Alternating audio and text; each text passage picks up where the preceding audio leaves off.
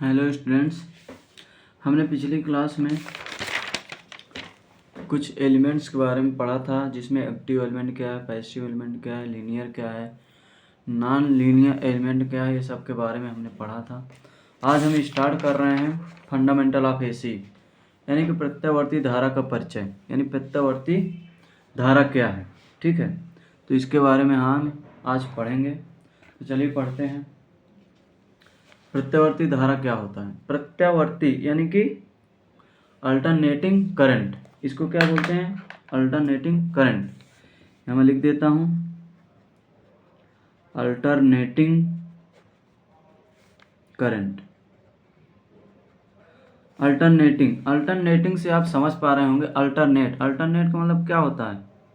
बदलना, किसी चीज़ का बदल जाना, अल्टरनेट हो जाना, कहने अल्टरनेटिव है। अल्टरनेट डे बाय डे ऐसे बोलते हैं। अल्टरनेट का मतलब किसी चीज़ का बदल जाना। ठीक है, तो अल्टरनेटिंग करंट क्या है?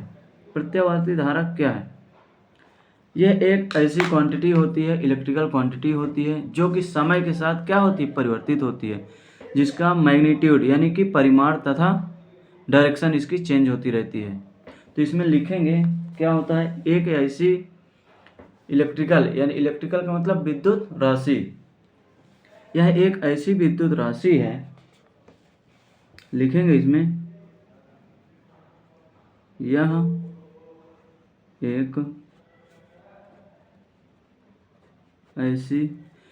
एक ऐसी विद्युत राशि है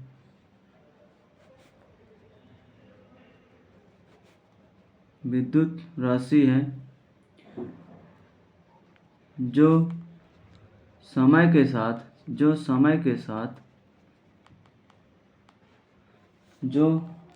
के साथ बदलती है।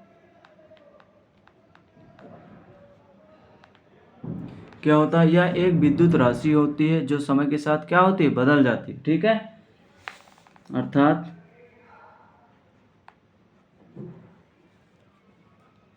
अर्थात इसमें परिमाण का मतलब क्या है? परिमाण का मतलब है वैल्यू, उस क्वांटिटी की वैल्यू कितनी है।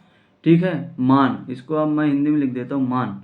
इसमें परिमाण तथा दिशा दोनों समय के साथ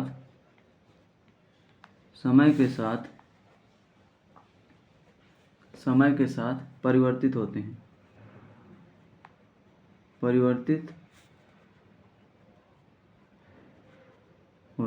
ठीक है, क्या है? यह एक ऐसी विद्युत राशि है जो समय के साथ बदलती है, अर्थात इसमें परिमाण का मतलब उस विद्युत राशि का मान तथा दिशा दोनों समय के साथ परिवर्तित होते हैं। इसको इंग्लिश में मैं बता देता हूँ। It is that electrical quantity which changes with respect to the time, that is its magnitude and the direction changes with respect to time। इसको इंग्लिश में लिख लेते हैं हम लोग, लिख लेते हैं it is an electrical quantity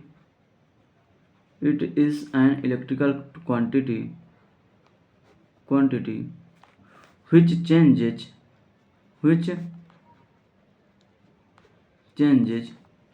with respect to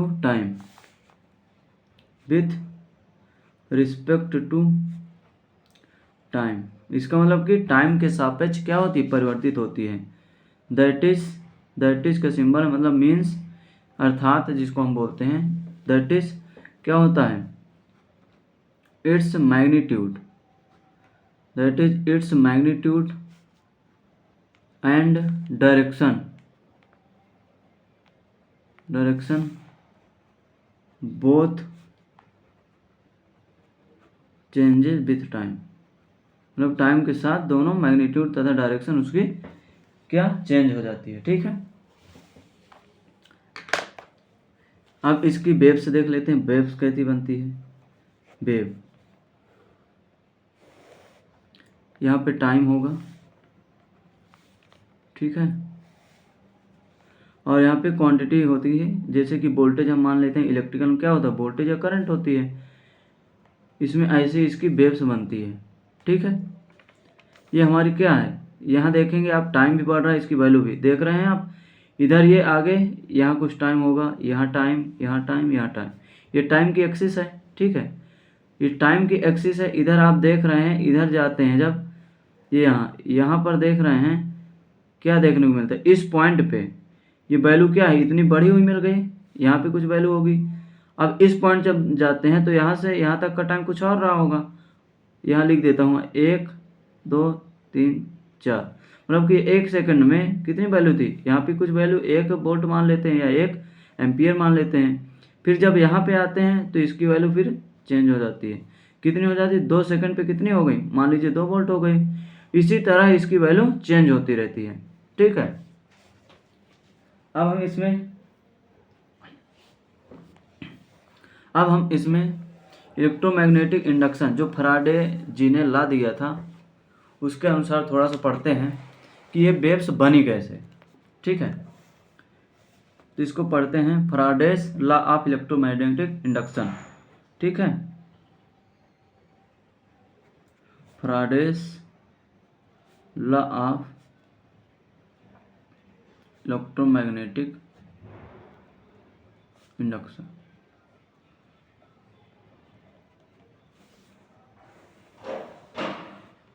ठीक है, मतलब कि फैराडे जी का विद्युत चुंबक प्रेरक नियम है। ठीक है, विद्युत चुंबकीय प्रेरण नियम है, इसको हिंदी में लिख देता हूँ, फैराडे का विद्युत चुंबकीय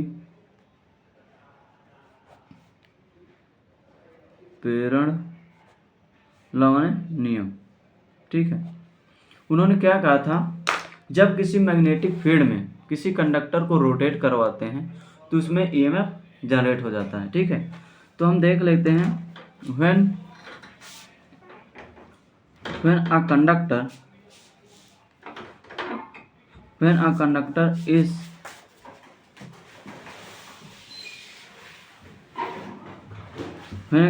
is moved मतलब कि घुमाया जाता है या rotated, when a conductor is rotated या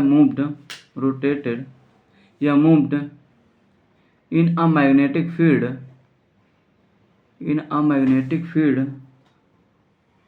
then a EMF induced in that conductor. ठीक है, इसका मतलब क्या है, जब हम किसी चालक को मैग्नेटिक फील्ड में यानी चुंबकीय क्षेत्र में क्या करते हैं, मूव्ड यानी घुमाते हैं, रोटेट करते हैं, तो उसमें क्या होता है, एक ईएमएफ इलेक्ट्रोमोटिव फोर्स उत्पन्न हो जाता है। ठीक है, अब देखते हैं कैसे।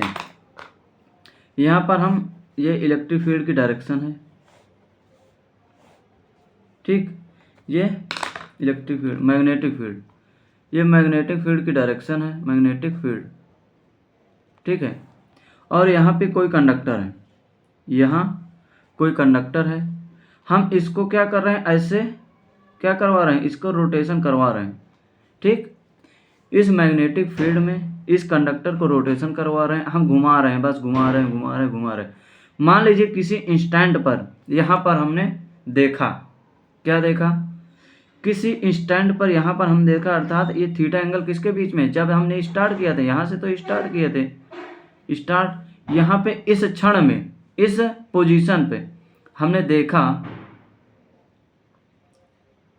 सी एट दिस पोजीशन, हमने इस पोजीशन पे देखा, जैसे कि हम घुमा रहे हैं, बस घुमा रहे हैं, तो उसमें कुछ ईएमएफ इंड्यूस होगा। इस पोजीशन पे हमने देखा कि उसमें क्या हुआ, वोल्टेज इंड्यूस हुआ।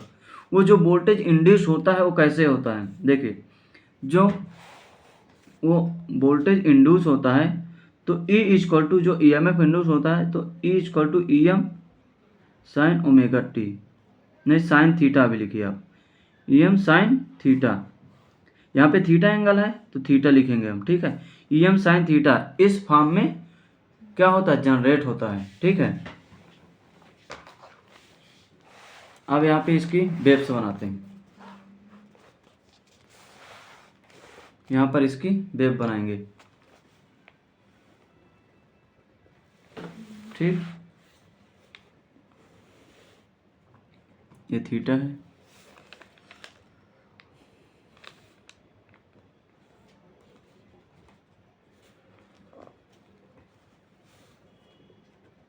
यहाँ पे वोल्टेज या करंट, यदि वोल्टेज इंड्यूस हो चुका है, ईएमएफ इंड्यूस हो चुका है। अब यहाँ पर हम देखते हैं इसमें वेव्स जो जनरेट हो रही कैसे हो रही। ये वेव्स साइनोसोडियल वेव है। इस वेव को क्या कहते हैं हम? Sinusoidal wave. यहाँ मैं लिख देता हूँ साइनोसोडियल वेव, साइनोसोइडल वेव। ठीक है, ये कैसी वेव है? ये साइनोसोडियल वेव है। ठीक, ये इस तरीके से इस फॉर्म की उत्पन्न होती है। तो आप देख रहे हैं यहाँ पर जब हम इसको रोटेट करवा रहे हैं गोल गोल, और इसका मतलब क्या, 360 डिग्री टोटल एंगल बन रहा है। ठीक है, तो यहाँ पर क्या होगा? यहाँ पर क्या, यहाँ पाई एंगल बनेगा, यहाँ 2 पाई, यानी कि 360, यहाँ 180, और यहाँ पे क्या बनेगा? 90 डिग्री, 90 डिग्री एंगल बनेगा। यहाँ पर कुछ वैल्यू होगी, इसकी वोल्टेज होगा या करंट होगा। ठीक है, तो यहाँ पर जो वैल्यू होगी वो क्या होगा? बीएम होगा। बीएम क्या है? Maximum value. बीएम क्या है? यहाँ पर ये मैक्सिमम वैल्यू होगी, वोल्टेज या करंट की मैक्सिमम वैल्यू होगी। ठीक है, और इस पॉइंट को हम क्रेस्ट भी बोलते हैं। इस पॉइंट को हम क्या बोलते हैं? इस पॉइंट को क्रेस्ट भी बोलते हैं या पीक बोलते हैं। ठीक है, इसको हम क्या बोलते हैं? पीक। ठीक है, और ये हमने इसको क्यों बोला कि डायरेक्शन चेंज कर रहे हैं? आप देख रहे हैं ये पॉजिटिव यदि डायरेक्शन है, यहाँ पे क्या है? ये निगेटिव डायरेक्शन। इसका मतलब क्या है? ये पॉजिटिव में एक बार जा रही है वेव, फिर निगेटिव में जा रही है। इसका मतलब क्या है? ये वैल्यू जो है अपनी डायरेक्शन को चेंज कर रही है।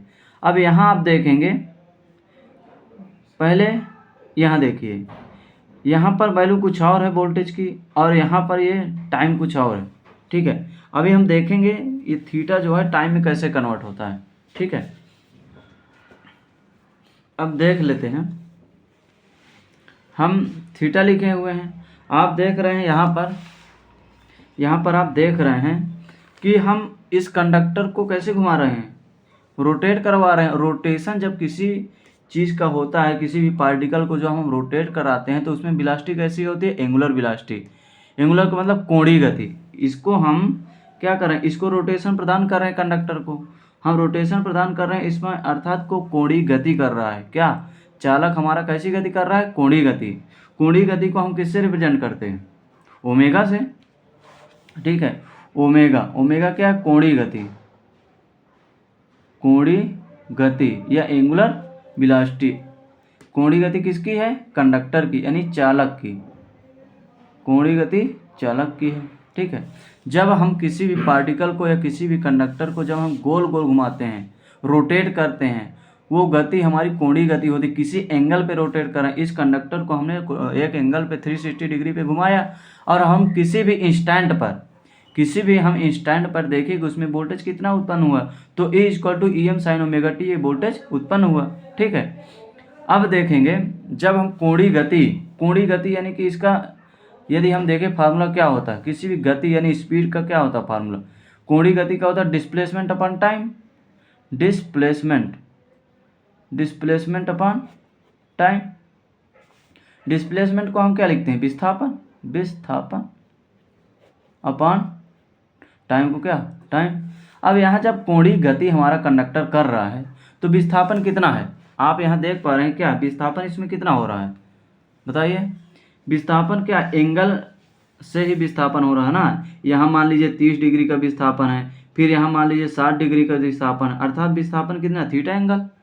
थीटा एंगल ही विस्थापन हो रहा है ना। पहले यहाँ हमारा कंडक्टर था, यहाँ से स्टार्ट किया, फिर घूमने स्टार्ट कर यहाँ पर हमने देखा, अर्थात यहाँ से यहाँ तक हमारा विस्थापन हो गया। कितना हुआ? Theta angle. विस्थापन कितना हुआ? Theta angle. तो यहाँ हम लिखेंगे डिस्प्लेसमेंट कितना होगा? Theta upon time. ठीक है, अब हम थीटा की जगह क्या लिख सकते हैं? यहाँ से देखेंगे थीटा = ओमेगा इंटू टी लिख सकते हैं। ठीक है, ओमेगा इंटू टी लिख सकते हैं। तो हम इस थीटा को हम कैसे, अब देखिए यहाँ फिर से वेव्स बनाता हूँ, यहाँ ओमेगा टी के फॉर्म में हम लिखेंगे। ठीक है, ये हमारी वेव्स ऐसे चलेगी। यहाँ पे क्या वोल्टेज हो सकता है, यहाँ पे करंट हो सकती है मैक्सिमम। ये क्या है, ये हमारी क्या है, मैक्सिमम वैल्यू है। ये हमारे यहाँ 90 डिग्री पर है, और ये पाई, इसको हम बोलते हैं 180 या 2 पाई यानी कि 360 डिग्री। ठीक है, यहाँ पे मैक्सिमम वो वैल्यू होगी, वोल्टेज होगा या करंट की, वोल्टेज हम फाइंड किए हैं तो ये वोल्टेज की मैक्सिमम वैल्यू होगी। ये क्या होगा, मैक्सिमम वैल्यू Vm, और इधर मैक्सिमम वैल्यू होगी। फर्क ये रहेगा, ये पॉजिटिव डायरेक्शन में होगी और ये निगेटिव डायरेक्शन। ये जो है क्या, माइनस का Vm लिखेंगे, क्यों, क्योंकि ये निगेटिव में है। ये ऊपर यानी पॉजिटिव है, ये क्या होगा, Vm पॉजिटिव होगी यहाँ से यहाँ तक, ये निगेटिव होगी यहाँ से यहाँ तक। ठीक है, और इसका टाइम पीरियड क्या होगा, यहाँ से यहाँ तक का इसका क्या होगा, ये हमारा टाइम पीरियड कहलाएगा। ठीक है, यहाँ पर 90 डिग्री आएगा, यहाँ पाई आएगा, और यहाँ पर यदि हम देखें कितना एंगल बनेगा, कितना एंगल बनेगा, 270 डिग्री एंगल बनेगा। ठीक है, यहाँ हमने थीटा को ओमेगा टी में कन्वर्ट कर दिया है। ये टाइम के साथ हमारी वैल्यू देख रहे हैं यहाँ कन्वर्ट होती जा रही है। ठीक, इसलिए हम इसको क्या बोलते हैं, इसकी वैल्यू भी चेंज हो रही है, इसकी मैग्नीट्यूड भी चेंज हो रहा है, और इसका टाइम भी चेंज हो रहा है, जो कि किस फॉर्म में है, E=Em साइन ओमेगा टी। यहाँ पर हमने पीछे हमने लिखा था क्या, साइन थीटा। यदि हम इस वेव्स के अकॉर्डिंग देखें, E=Em साइन थीटा निकलेगा। ठीक है, लेकिन हमने थीटा को यहाँ से कन्वर्ट किया। हमने कैसे कन्वर्ट किया, किसी भी कंडक्टर को हम जब घुमाते हैं तो उसमें कोणीय गति होती है। कोणीय गति जो है उसका फार्मूला क्या होता है, displacement button upon time. Displacement कितना, थीटा एंगल डिस्प्लेसमेंट हो रहा है, तो थीटा बटा टाइम कर दिए। अब यहाँ से हम थीटा की वैल्यू क्या, ओमेगा टी, इसलिए हमने ओमेगा टी में इसको परिवर्तित कर लिया।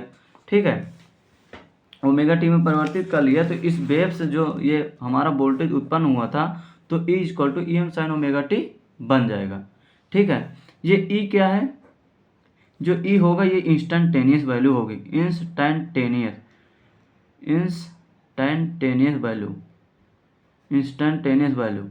इंस्टेंटेनियस को हम क्या बोलते हैं, तात्क्षणिक मान।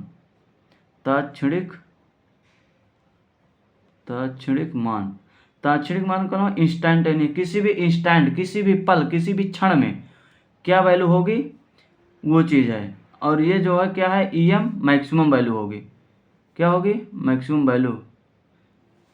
ठीक है, और ये हमारा क्या होगा, ये एंगल होगा। ये क्या पूरा है, पूरा हमारा क्या है, एंगल है। ठीक है, ये यहाँ हम जब देख रहे हैं, ये यहाँ पे किसी भी इंस्टेंट, इसको हम क्या बोले, किसी भी इंस्टेंट पे, किसी भी क्षण पर जो वैल्यू होगी उसे हम इंस्टेंटेनियस वैल्यू कहते हैं। ठीक, और यहाँ से हमारा टाइम पीरियड भी पता चल गया। ठीक है, इसमें मैक्सिमम वैल्यू पॉजिटिव डायरेक्शन में होगी, प्लस का Vm मैक्सिमम वैल्यू, और निगेटिव डायरेक्शन में होगी, माइनस का Vm। यदि हमें पीक टू पीक, इसको हम क्या बोलते हैं, पीक भी बोलते हैं ना, पीक बोलते हैं, या इसको हम क्रेस्ट भी बोल देते हैं। पीक टू पीक वैल्यू मतलब कि जो ये चोटी है और इस चोटी तक का पूरा मान कितना होगा, पीक टू पीक। पीक माने क्या होती है, चोटी ही तो होती है। मतलब कि इस वाले ऊंचाई से, इस वाले पॉइंट से इस वाले पॉइंट तक का कितना मान होगा, बताइए क्या होगा, तो Vm माइनस का फिर माइनस का Vm। ठीक है, तो Vm प्लस का Vm अर्थात कितना होगा, 2Vm।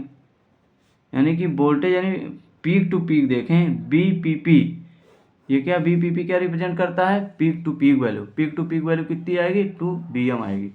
ठीक है, यहाँ से समझ में आया हमारी कैसी वेव्स बन रही है, ये सारी चीज़ें समझ आई होंगी बिल्कुल। अब कुछ डिफिनीशंस देख लेते हैं। जैसे हमने यहाँ पे टाइम पीरियड देखा, टाइम पीरियड क्या है इसको देख लेते हैं। पीक वैल्यू क्या है इसको देख लेते हैं। अभी मैंने यहाँ बताया इंस्टेंटेनियस वैल्यू, ये इंस्टेंटेनियस वैल्यू क्या है इसकी भी डिफिनीशन लिख लेते हैं। अभी तो मैंने बताया इंस्टेंटेनियस का मतलब क्या, किसी भी क्षण उस वोल्टेज का मान क्या है जो उत्पन्न हुआ है वो है। और Em का मैक्सिमम वैल्यू अर्थात कि उस जब हम कंडक्टर को घुमा रहे हैं उसमें से कितनी मैक्सिमम वैल्यू प्राप्त हो रही है वो है। अब ये एंगल है, किस एंगल पर हम उसको गोल गोल घुमा रहे हैं, यानी 360 डिग्री पे 360 डिग्री घुमा रहे हैं, वो जो मैक्सिमम वैल्यू प्राप्त हुई है वो कितने एंगल पे प्राप्त हुई है, ये हमारा ओमेगा टी बताता है।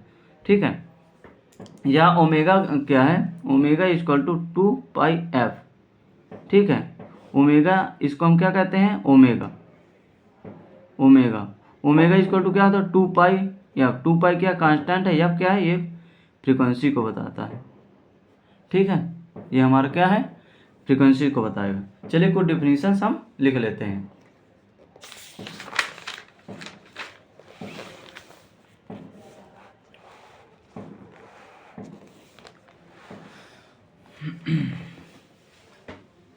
चलिए टाइम पीरियड लिखते हैं। टाइम पीरियड क्या है, ठीक है। टाइम पीरियड लिखेंगे, पीक वैल्यू लिखेंगे क्या होता है, इंस्टेंटेनियस वैल्यू लिखेंगे क्या होता है, ठीक है। Time period, time period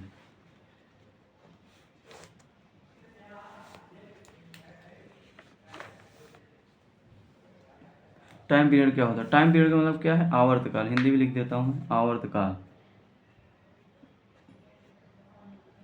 आवर्तकाल। आवर्तकाल क्या होता है, टाइम पीरियड मतलब वह टाइम, मतलब कि एक साइकिल को कंप्लीट करने में जितना टाइम लगता है वही हमारा टाइम पीरियड कहलाता है। एक साइकिल का मतलब क्या है, देखिए आप यहाँ से, ये यहाँ से यहाँ तक गया, फिर यहाँ से यहाँ तक गया, इसका मतलब क्या हुई, ये हाफ साइकिल हुई।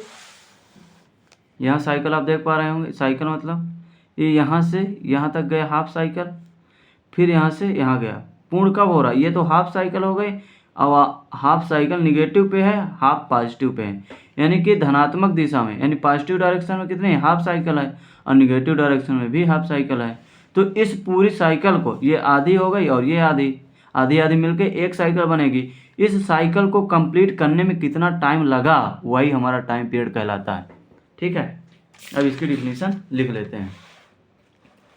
इसकी डिफिनीशन क्या लिखेंगे, time taken, time taken, time taken to complete one cycle, one cycle is called time period, time period मतलब कि उस साइकिल को, उस कर्व को, ये जो हमारी साइकिल है, वेव है, ठीक है, इस वेव को कंप्लीट करने में जितना टाइम लगता है उसको हम क्या कहते हैं, टाइम पीरियड कहते हैं।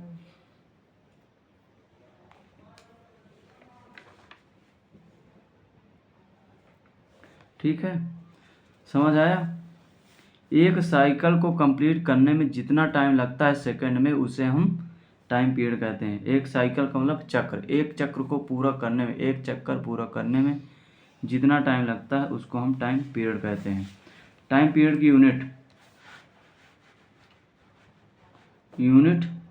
Time period, time period time period की यूनिट क्या होती है, second, second. T equal to क्या होता है, 1/f। ये एफ क्या है, ये टी क्या है, ये टाइम है। ये एफ क्या है, एफ क्या है, फ्रीक्वेंसी,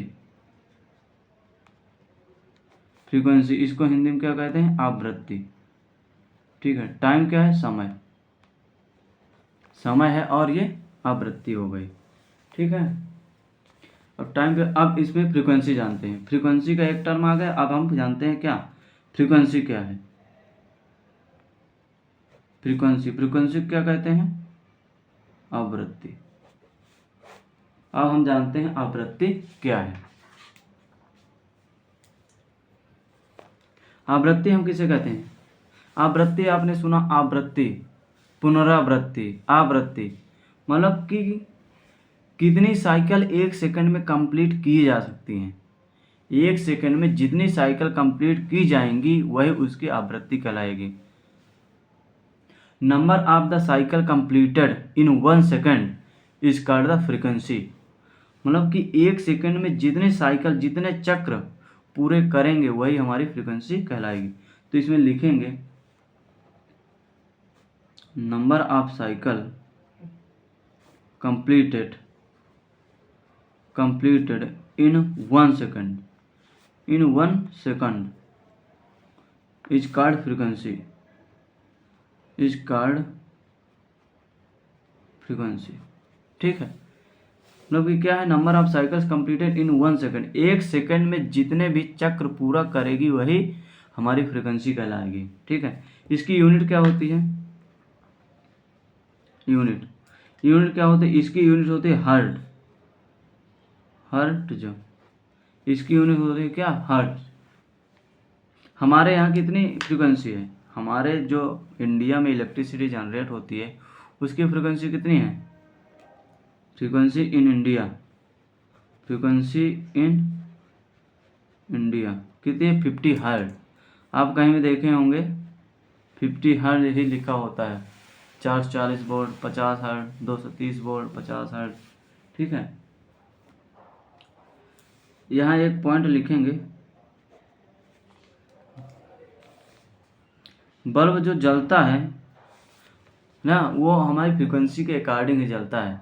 फ्रीक्वेंसी के अकॉर्डिंग जलने का मतलब क्या है, इसका मतलब यह है 1 सेकंड में, जैसे हमारी फ्रीक्वेंसी कितनी है 50 हर्ट्ज, इसका मतलब क्या है 50 हर्ट्ज का मतलब ये है कि 50 बार हमारा बल्ब जलता है और बंद होता है 1 सेकंड में।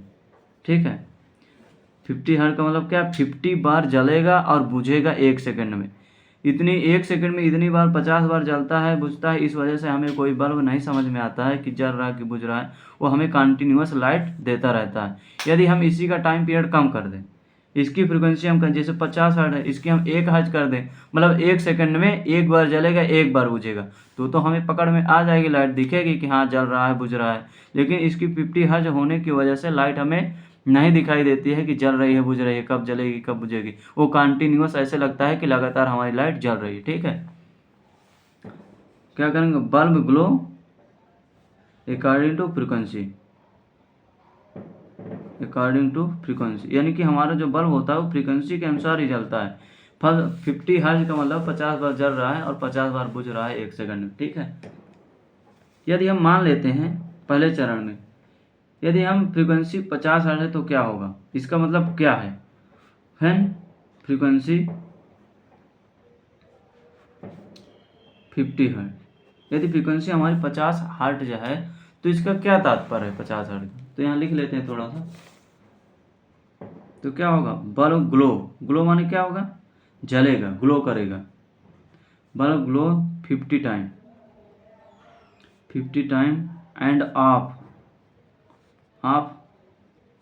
50 टाइम इन अ सेकंड मतलब 1 सेकंड में, मतलब कि बल्ब 50 बार जलेगा और 50 बार क्या होगा, बुझेगा, ऑफ होगा। ग्लो का मतलब जलना 1 सेकंड में। ठीक है, इसका मतलब ये होगा। अब यदि हम दूसरा पॉइंट यदि नोट करके देखें, उसको समझे तो क्या होगा,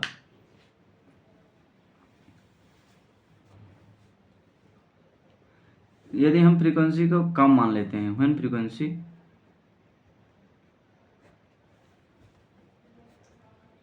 यदि हमारी फ्रीक्वेंसी 5 हर्ट्ज है तो क्या प्रभाव पड़ेगा, तो क्या होगा, 5 बार जलेगा और 5 बार बुझेगा 1 सेकंड में, तो क्या होगा, बल्ब ग्लोज 5 टाइम, यानी 5 बार जलेगा एंड ऑफ बंद होगा 5 टाइम जलेगा और 5 टाइम बुझेगा इन अ सेकंड, मतलब कि 1 सेकंड में। ठीक है, इसके हम टाइम देखना चाहे, टाइम इक्वल टू क्या होता है 1/f। ठीक है, यहाँ पर आप फार्मूला लिख लीजिए, f इक्वल टू क्या होगा 1/टाइम। ठीक है, इसकी यूनिट क्या होती है, हर्ट्ज, मैंने लिखा ही दिया है। ठीक है, यदि हम इसका टाइम देखें कि टाइम कितना लगेगा, एक बल्ब को जलने और बुझने के बीच का टाइम क्या होगा। ठीक है, तो टाइम इक्वल टू 1/f, यानी 1/5, 5 हर्ट्ज जो हमने मानी है तो 1/5 कर देंगे। ठीक है, अब जब हम इसका भाग देंगे तो कितना आएगा, पॉइंट लगाएंगे, यहाँ पे 1 0 बढ़ जाएगा, 5 दूना 10, यानी कि 2 सेकंड 0.2 सेकंड में हमारा बल्ब जलेगा और बुझेगा। ठीक है, ये इसका मतलब होगा। यदि हमारी फ्रीक्वेंसी 0 हो जाए तो क्या इसका मतलब होगा, इसका मतलब क्या होगा, यदि हमारी फ्रीक्वेंसी 0 हो जाती है इसका मतलब हो जाता है डीसी सप्लाई हो जाएगी, तो उसमें क्या होगा, डीसी सप्लाई में बल्ब क्या होता है, डायरेक्टली यानी कंटिन्यूअस जलता रहता है, उसमें जलता बुझता नहीं है। ठीक है,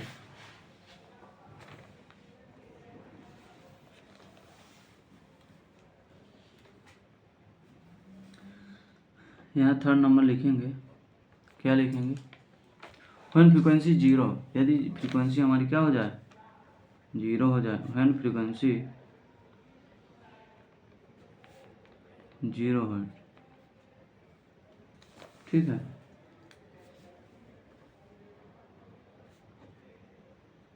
व्हेन फ्रीक्वेंसी इज जीरो, जब हमारी फ्रीक्वेंसी क्या होगी, जीरो, इसका मतलब क्या होगा, दैट इज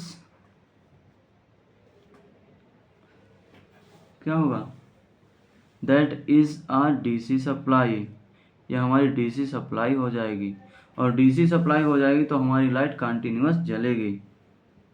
देन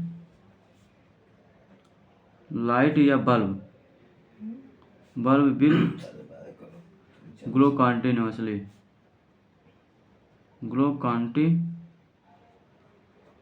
हमारी लाइट या बल्ब कंटिन्यूअस जलेगा, ठीक है। चलिए अब आगे चलते हैं, पीक वैल्यू क्या होती है उसके बारे में जानते हैं, ठीक।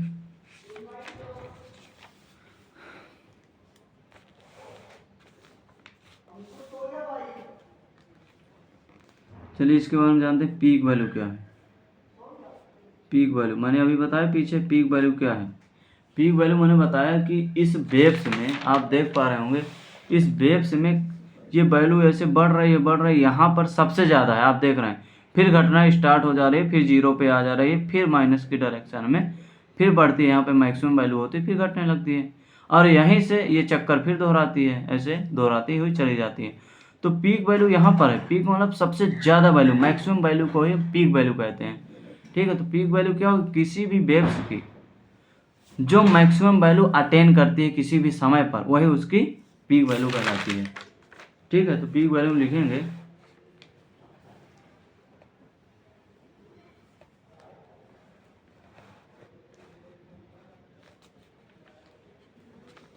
पीक वैल्यू क्या लिखेंगे, किसी भी क्वांटिटी का, ठीक है, इसको हम लिखेंगे, क्या लिखेंगे, किसी भी क्वांटिटी यानी कि राशि, किसी भी राशि का, राशि तो आप समझते हैं, आप विभिन्न प्रकार की राशियां पढ़ते हैं, किसी भी राशि का धनात्मक या ऋणात्मक,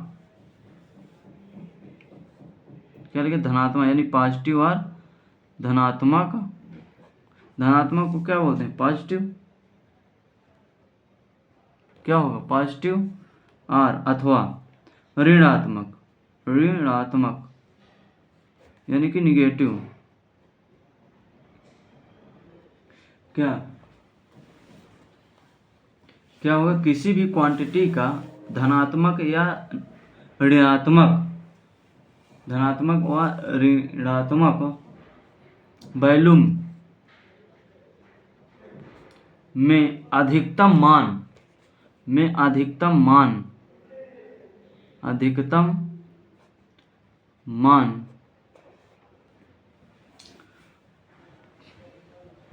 मान प्राप्त, ये क्या है, प्राप्त, अधिकतम मान प्राप्त किया गया, कि किसी भी क्वांटिटी का वैल्यू का धनात्मक हो या ऋणात्मक दिशा हो, कोई सी भी दिशा में जो अधिकतम मान होगा वही हमारी पीक वैल्यू कहलाएगी, प्राप्त किया गया पीक वैल्यू कहलाएगी, पीक वैल्यू कहलाती है, पीक वैल्यू कहलाती है। मतलब कि क्या होता है, किसी भी राशि का the maximum value of any quantity in positive and negative direction that will call the peak value, ठीक है। इसको हिंदी में हम इंग्लिश में लिख सकते हैं, क्या लिखेंगे, the maximum value of any quantity, maximum value of any quantity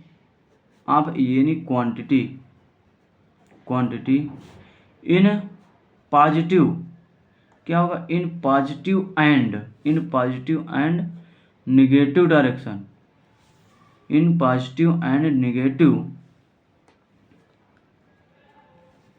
is called peak value, ठीक है।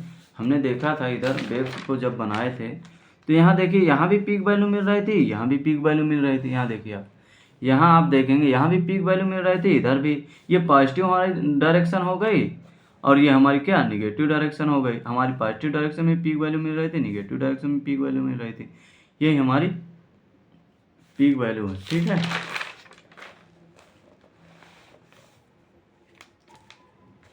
जैसे इसमें हमें क्या वोल्टेज जनरेट हुआ था, वोल्टेज बी इंस्टेंट का मतलब बी इंस्टेंटेनियस तात्क्षणिक मान निकला था। तात्क्षणिक मान किसी भी क्षण हमने देखा था, तो इसमें कुछ मैक्सिमम वैल्यू आई होगी। और ये साइनसोइडल वेव है साइन ओमेगा टी, मतलब ओमेगा टी किसी भी एंगल में जब हम उसको घुमा रहे थे, रोटेट करवा रहे थे, तो हम किसी एंगल पे देखें तो वहाँ पर किसी भी एंगल देखें मतलब किसी भी क्षण, ये हमारी क्या किसी भी क्षण किसी भी एंगल को दर्शाती है, ठीक है। बी इंस्टेंटेनियस मतलब किसी भी क्षण, तात्क्षणिक किसी भी क्षण, ठीक है। बी एम उसमें किस मैक्सिमम वैल्यू रही होगी, तो ये क्या है, ये मैक्सिमम वैल्यू है। एम क्या डिनोट करता है, मैक्सिमम वैल्यू को, मैक्सिमम वैल्यू, यही हमारी मैक्सिमम वैल्यू है, या इसी को हम बोलते हैं क्या, पीक वैल्यू, ठीक है। इसी को हम बोलते हैं पीक वैल्यू। इतनी चीज़ समझ में आई, ठीक है। अब एक चीज़ अभी और क्या है, इंस्टेंटेनियस। अब इंस्टेंटेनियस वैल्यू क्या है, इंस्टेंटेनियस वैल्यू, इसी को हम क्या बोलते हैं, तात्क्षणिक मान, तात्क्षणिक मान। अभी मैंने बताया ना, इंस्टेंटेनियस वैल्यू किसी भी क्षण प्राप्त की गई वैल्यू है, इंस्टेंटेनियस वैल्यू कहलाती है, मैंने बताया। हम इसको कैसे लिख सकते हैं, इट इज अ वैल्यू आप किसकी वैल्यू होगी, करंट होगा या तो वोल्टेज होगा। हम इलेक्ट्रिकल की बात कर रहे हैं, तो करंट होगा या तो वोल्टेज होगा। तो किसकी वैल्यू होगी, करंट होगी या तो voltage. It is a value of voltage or current, इस स्लैश का मतलब क्या है, आर अथवा एट एनी इंस्टेंट मतलब किसी भी क्षण, इसको मैं लिख देता हूँ, किसी भी पल, किसी भी क्षण में किसी भी क्वांटिटी का। It is a value of voltage and current at any instant is called instantaneous value, ठीक है। किसी भी क्षण पर किसी राशि की जो वैल्यू होगी, किसी राशि का मतलब वोल्टेज या करंट होगा, तो किसी भी क्षण पर वोल्टेज या करंट की वैल्यू को हम इंस्टेंटेनियस वैल्यू या तात्क्षणिक मान कहेंगे, ठीक है। चलते हैं, तो आज जो हमने पढ़ा इसमें सारी चीज़ें कवर कर ली हैं। इसमें मैक्सिमम वैल्यू क्या है, टाइम पीरियड क्या है, इसका फ्रीक्वेंसी क्या है, पीक वैल्यू क्या है, क्रेस्ट वैल्यू वही है, peak value, crest value, maximum value इसी को बोलते हैं, ठीक है। पीक वैल्यू भी बता दिए, टाइम पीरियड, फ्रीक्वेंसी बता दिए, और यहाँ पे इंस्टेंटेनियस वैल्यू का एक कॉन्सेप्ट आया था, इंस्टेंटेनियस वैल्यू भी जान गए, ठीक है। फ्रीक्वेंसी क्या मतलब होता है ये भी जान गए। फ्रीक्वेंसी यहाँ ओमेगा थीटा था, यहाँ ओमेगा टी हो गया, ये कैसे हो गया, ये सारी चीज़ें हमने जान गए हैं। अब इसके बाद आगे पढ़ेंगे। आज की क्लास को यहीं पे एंड करते हैं, ठीक है। उम्मीद करता हूँ सारी चीज़ें आपको समझ आई होंगी। यदि फिर भी समझ नहीं आती हैं तो आप मुझे कमेंट करेंगे और उसको नेक्स्ट क्लास में समझ लेंगे, ठीक है। कल हम कुछ न्यूमेरिकल्स इससे रिलेटेड करेंगे, इंस्टेंटेनियस वैल्यू और मैक्सिमम वैल्यू, किसी भी एंगल पे कैसे तात्क्षणिक वैल्यू, इंस्टेंटेनियस वैल्यू किसी भी एंगल पे कैसे निकालेंगे, ये सारी चीज़ें हम पढ़ेंगे थोड़ा सा कॉन्सेप्ट बेस में, ठीक है। फिर आगे हम बढ़ेंगे। इसके आगे क्या पढ़ेंगे, इसके आगे पढ़ेंगे एवरेज वैल्यू क्या होती है, आरएमएस वैल्यू क्या होती है, उसको कैसे फाइंड करते हैं, उसका कैसे निकालने का मेथड क्या है, कैसे वो आया, उसके बारे में हम लोग पढ़ेंगे। तो क्लास में रेगुलर बने रहें और इसी तरह क्लासेस आपकी रेगुलर होती रहेंगी, सारी जानकारी बिल्कुल एक्यूरेट अप टू डेट आपको मिलती रहेंगी। तो चलिए क्लास को यहीं एंड करते हैं। Thank you.